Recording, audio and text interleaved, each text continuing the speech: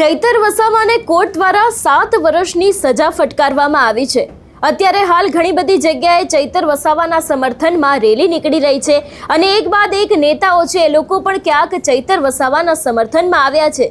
ત્યારે હવે આદિવાસી વિસ્તારનો એક વધુ ચર્ચિત ચહેરો મહેશ વસાવા છે, એમના દ્વારા પણ અત્યારે હાલ ચૈતર વસાવાને લઈને એક નિવેદન આપવામાં આવ્યું છે। આખો આ મામલો શું છે, તેમનું શું કહેવું છે, તેની વાત આ વિડીયોમાં। નમસ્કાર, હું હંસિની અને તમે જોઈ રહ્યા છો નિર્ભય ન્યૂઝ। થોડા સમય પહેલા થયેલા વનકર્મી પર હુમલાની જે આખી ઘટના હતી, એમાં જ ચૈતર વસાવા, તેમના પત્ની અને બીજા 9 જેટલા લોકો છે એ લોકોને સેશન્સ કોર્ટના ચુકાદામાં દોષિત જાહેર કરવામાં આવ્યા હતા અને બાદ દરેક લોકોને 7 વર્ષની સજા ફટકારવામાં આવી હતી। અમુક દંડની રકમ છે એ પણ ક્યાંક તેમને ફટકારવામાં આવી હતી। પણ અત્યારે હાલ એક બાદ એક જે નેતાઓ છે ને, એમાં પણ ખાસ કરીને આદિવાસી નેતાઓ છે એ લોકો ક્યાંક ચૈતર વસાવાના સમર્થનમાં આવ્યા છે।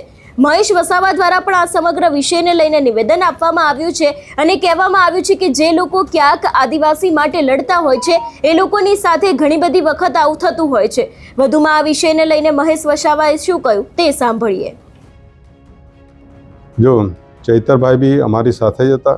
ચૈતરભાઈ અમારા જે એનથી લડ્યા છે। ચૈતરભાઈ બોલતા હતા ને લડતા હતા। અમે કોઈ દિવસ ચૈતરભાઈને ડિસ્ટર્બ કર્યા નથી। આપ તમે જોયું કે અમારે કંઈ એવું ડિસ્ટર્બ નહીં હતા, પણ એ આમ આદમી પાર્ટી સાથે જોડાય। અમારું પહેલાં ગઠબંધન આમ આદમી પાર્ટી સાથે હતું, પણ સંજોગો સાથે એમની સાથે તૂટી ગયું ને એમને આમ આદમી પાર્ટીમાં ગયા અને ત્યાં સફળતા બી મળી, કેમ કે છેલ્લો ટાઈમ હતો એટલે ત્યાંના લોકોએ મનાફ બનાવી લીધું એટલે ધારાસભ્ય બની ગયા। પણ એમણે જે લડત ચલાવી એમાં કંઈ વાંધો નથી। એ લડતા અમે કોઈ દિવસે એમની માટે અવરોધ પણ નથી કર્યો।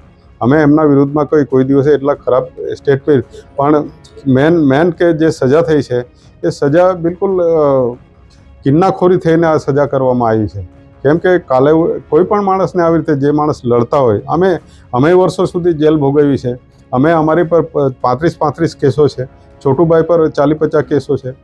એવું નથી, બીજા અમારા સમાજના કે અમારા કાર્યકરો કોઈ પણ સમાજના લોકો લડતા એની પર હજારો કેસો થયા છે।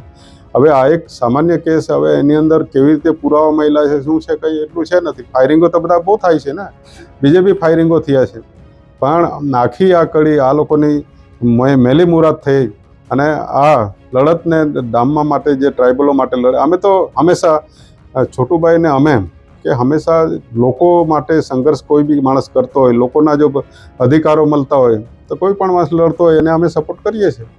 જો ચૈતરભાઈ બી અમારી સાથે જ હતા।